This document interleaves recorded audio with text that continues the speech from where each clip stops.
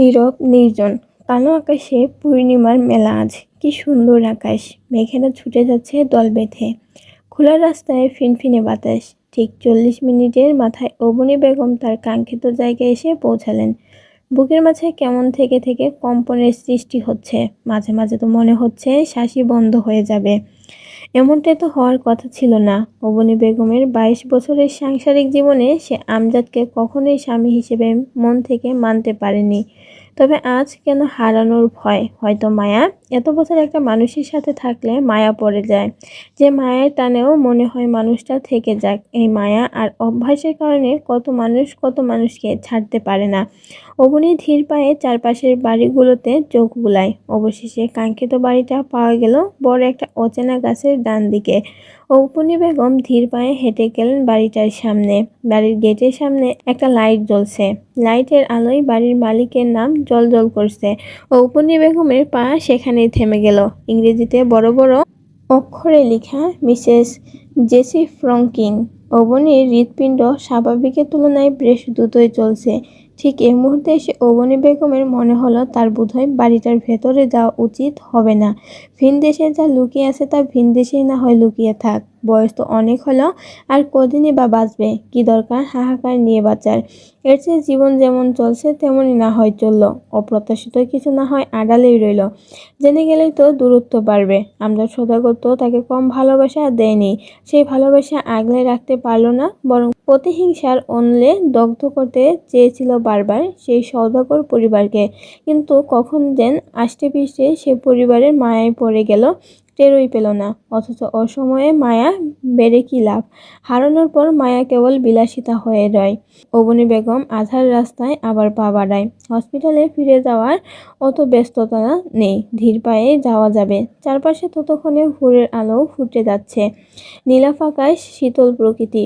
অবনী বেগম হাঁটতে হাঁটতে ডুব দিলেন অতীতে। আজকের এই শক্তপোক্ত অবনী বেগম এমন কখনোই ছিলেন না।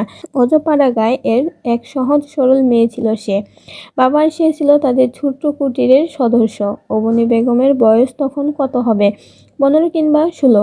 গ্রাম ঘুরে বেড়ানো উড়নচণ্ডী ছিল সে। এ পাড়া ও পাড়া, এ গ্রাম ও গ্রাম করেই তো জীবন কাটছিল বেশ। পড়াশোনাও করতো না, তখন পড়াশোনা ততটা মূল্য ছিল না, তাও আবার মেয়েদের। তার উপর অজপাড়াগা 5ম শ্রেণীতে থাকাকালীন সমাপ্তি ঘটিয়েছিল পড়াশোনার। দেখতেও বেশ ছিল। বাবা ছিল দিনমজুর, সারাদিন খেটে খুঁটে যা রোজগার করতো তা দিয়ে বাবা মেয়ের সংসার দিব্যি চলত। একদিন সময়টা ঠিক গ্রীষ্মের মাঝামাঝি। উত্তপ্ত দুপুরে গরমের তীব্রতায় যান যায় যায় অবস্থা সকলের। কি গরম! অথচ অবনী বেগম সেই দুপুরেও বেশ আরামে পাড়া ঘুরে বেড়াচ্ছে। শরীরে একটা চকচকে হলুদ রঙের 3 পিস, গোসল করায় চুলগুলো খোলা বা বাতাসে দুল খেয়ে যাচ্ছে। গলায় একটা তাবিজ। শুকনো সরু দেহখানা নিয়ে সে জারুল গাছের তলায় বসে কামরাঙা খাচ্ছে বেশ আয়েশ করে। সাথে তার বন্ধু বান্ধবের দল। হুট করেই সেখানে পুলিশের জিপ গাড়ি এসে থামলো। এলাকায় তখন ডাকাতের প্রকোপ বেড়েছে বিধায় নতুন অনেক বড় বড় পুলিশ অফিসারের পোস্টিং হয়েছিল সেখানে। পুলিশের গাড়ি দেখতে অবনীর বন্ধু বান্ধব সব ছুটে পালালো। আকস্মিক ঘটনা তাজ্জব অবনী বেগম। অবনী বেগমের ছোটবেলা থেকে একটা অভ্যাস ছিল, আকস্মিক কোনো কিছু সে নিতে পারতো না। মাঝে মাঝে সে উদ্ভট কথা বলে ফেলতো উত্তেজিত হয়ে। সেদিনও ঠিক এমনটাই ঘটল। পুলিশ দেখে সব ছেলে মেয়ে যখন পালিয়ে গেল, অবনী তখনও ঠায় বসে আছে। তখন ছেলে মেয়ে পুলিশকে বাঘ ভাল্লুকের মতন ভয় পেত। যেন কি ভয়ঙ্কর প্রাণী এই পুলিশ। জিপ গাড়ি থেকে তখন বেশ সুঠম দেহি শ্যামলা বর্ণের একজন গম্ভীর নতুন পুলিশ নেমে এলো। নেমেই সে অবনীর কাছে চলে এলো। অবনীর হাতে কামরাঙ্গা, চোখ বিষমময়। লোকটি অবনী বেগমের কাছে এসে ভরা সুরে প্রশ্ন করলো, এই যে নারী, গাছতলায় কি শুনি? ভর দুপুরে এমন জঙ্গলে কি করছ? অবনী বেগম এর আগে কখনো অপরিচিত পুলিশের সান্নিধ্যে যায়নি।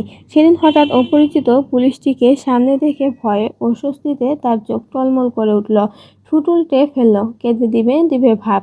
অবনীর লম্বাটে মুখখানার কালো মেঘের আনাগোনা দেখে ভড়কে গেল পুলিশের পোশাকে থাকা গম্ভীর মানবটা। ব্যতিব্যস্ত কণ্ঠে বলল, এই যে জরুল কন্যা, কেঁদো না, ভয় পাচ্ছ? আমি তোমায় বকিনি তো? জরুল কন্যা নাম শুনতে অবনী বেগমের কান্না থেমে গেল। সেই প্রথম অবনী বেগমের মনে কোনো পুরুষের আদল ভেসে উঠল। সেই প্রথম অবনী বেগম কিছু ভিন্ন অনুভূতির সাথে পরিচিত হলেন। হঠাৎ গাড়ির হর্নে ধ্যান ভাঙে অবনীর। অতীতে ভাবতে ভাবতে আকাশে নীলাভ রঙের সরে গিয়ে সাদা সাদা মেঘে ধরে গেছে। দিনের আলো ফুটে গেছে। অবনী বেগম হসপিটালের সামনে চলে এসেছে। টেরই পেল না। অতীত এমনই মধুময় জিনিস যা ভুলিয়ে দেয় বর্তমান। তাই তো মানুষ সদা আফসোসের গান গেয়ে অতীত নিয়ে। আজ শনিবার সওদাগর বাড়িতে তুমুল নীরবতা, হইচই নেই কোনো রকমের। দিশানা হোস্টেলে চলে গিয়েছে, ওই ভার্সিটিতে, চিত্রা নিজের কলেজে। ছেলেরা যার যার কাজে। তুহিন গতকাল রাত যে বাহিরে গেল আর ও ফিরে আসেনি। তুহিন রাগে বরাবরে অনেক বেশি। খুব সহজে না রাগলেও রাগ উঠলে আর হুঁশ থাকে না। চঞ্চল বাড়িটা কেমন নিস্তব্ধতায় ছেয়ে গেল। খাবার টেবিলে হইচই আর হয় না। টিভির চ্যানেল নিয়ে ভাই বোনদের আর মিছে মিছে তুমুল ঝগড়াও হয় না। নাচের বড় টুকরাটা কে খাবে তা নিয়ে আরেক দফা বাক বিতণ্ডতাও আর হয়নি। কেমন বাড়িটা প্রতিটি কোণায় হাহাকার লেপটানো। আফজাল সওদাগর তার নিজের ঘরে শুয়ে আছেন, কপালে হাত রেখে চোখ দুটি বন্ধ। রুজা সওদাগর কপালে ঘাম মুছতে মুছতে ঘরে প্রবেশ করতেই তার চোখ যায় স্বামীর নিস্তব্ধ দেহটার দিকে। রুজা বেগমের বড্ড মায়া হয় স্বামীর জন্য। স্বামীর জন্য এই রুজা সওদাগর কত কিছুই না করেছে, কত অন্যায় না মেনে নিয়েছে, কেবল স্বামীর মুখের হাসি দেখার জন্য। অথচ সেই স্বামী কিনা নিশ্চুপ। এ পরিবারটিকে সবসময় এক আঁচলের ছায়াতলে সে রাখতে চেয়েছিল। তবু আজ কোথাও যেন ভাঙার সূত্রপাত দেখা দিয়েছে।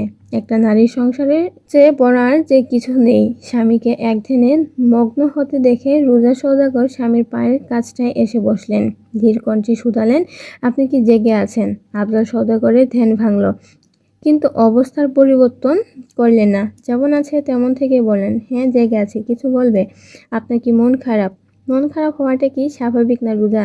যে ভাইদের জন্য এত কিছু করলাম, আজ তারাই দাম দিচ্ছে না। এর চেয়ে কষ্ট আর আছে বলো? মা বাবা যখন মারা গেলেন, দুটো ভাই একটা বোনের বটগাছ হয়ে দাঁড়ালাম আমি, অথচ আজ আমি মূল্যহীন।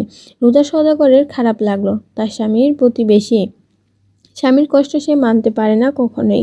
রুজা সওদাগর আশ্বাসের স্বরে বললেন, আপনি চিন্তা করবেন না নুরুল, আজকাল কেমন হয়ে গেছে, বয়স বাড়ছে তো।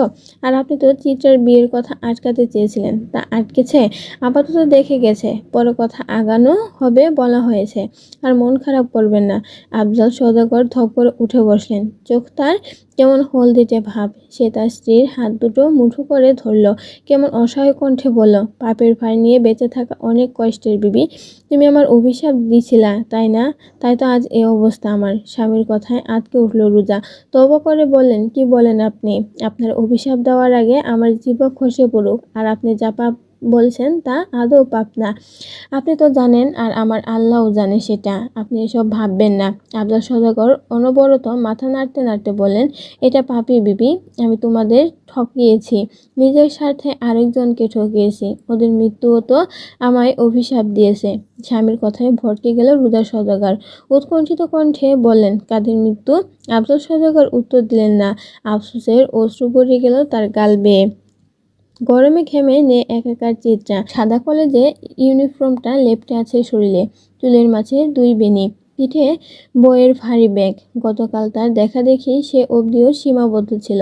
মাহাতাব দুলা ভাই এর কারণে তা বেশি দূর অবধি আগায়নি। আবার নৌশাদ নামের লোকটাও বলেছে সময় নেওয়া উচিত দুই পক্ষের। চিত্রার মনে কেমন যেন অশান্তি, বিরক্তিতে শরীর প্রতিটা অঙ্গ জ্বালা দিয়ে উঠেছে। জীবনটা তার এত অসহ্য ছিল না কখনো। আগে তার বাবা তাকে পছন্দ করত না। সে জানতো না বাবা কেন তাকে অপছন্দ করত। কিন্তু যখন সে জানলো বাবা অপছন্দের কারণ, তখন থেকে চিত্রা নিজে আর নিজেকে পছন্দ করছে না। জীবনটা হঠাৎই বিভীষিকাময় হয়ে উঠল। এই চিত্রা দ্বারা পথের মধ্যে চিরপরিচিত কণ্ঠে শুনে দাঁড়ালো চিত্রা। পিছে ঘুরে চোখ পড়ল ওহি আপার লাল টুকটুকে মুখটা। গরমে লাল হয়ে গেছে। চিত্রা কিঞ্চিত হাসলো ওহি আপাকে দেখে। ওহি ততক্ষণে চিত্রার কাছে চলে এসেছে। আপা, তোমার ক্লাস শেষ? না রে, ভালো লাগছে না। যা গরম, বাসায় গিয়ে ঘুম দিব। তোর ক্লাস শেষ? হ্যাঁ আপা। চল তো একসাথে বাসায় যাই, ফুচকা খাবি চিত্রা? ওহি আবার প্রস্তাবে অবাক হলো চিত্রা। ওহি কখনোই বাহিরের খাবার পছন্দ করে না, আর সে কিনা ফুচকার কথা বলছে। চিত্রা অবাক বিস্মিত মুখখানা দেখে ফিসকে হাসলো ওহি। বাঁকা হেসে বলল, কি রে, খাবি না? চিত্রা দ্রুত মাথা নাড়লো, তার অর্থ সে খাবে। ওহি মিষ্টি হেসে চিত্রাকে নিয়ে পাশের একটা পার্কে গিয়ে বসলো। পাশের থাকা ফুচকার দোকানটা থেকে 2 প্লেট ফুচকা দিতে বলল। চিত্রা তখনও অবাক। ওহি চিত্রার অবাক ভাবটাকে তেমন পাত্তা না দিয়ে আশেপাশে দেখতে লাগলো। দেখতে দেখতে হুট করে বলে উঠল, একটা সিক্রেট শুনবি চিত্রা? চিত্রা তখন তার ব্যাগের ভেতর থেকে পানির বোতলটা বের করেছে। ওহির কথায় ভ্রু কুঁচকে বলল, কি সিক্রেট আপা? ওহি বিকট কণ্ঠে বলল, তোর ফুল গাছের টবগুলো আমি ভেঙেছি।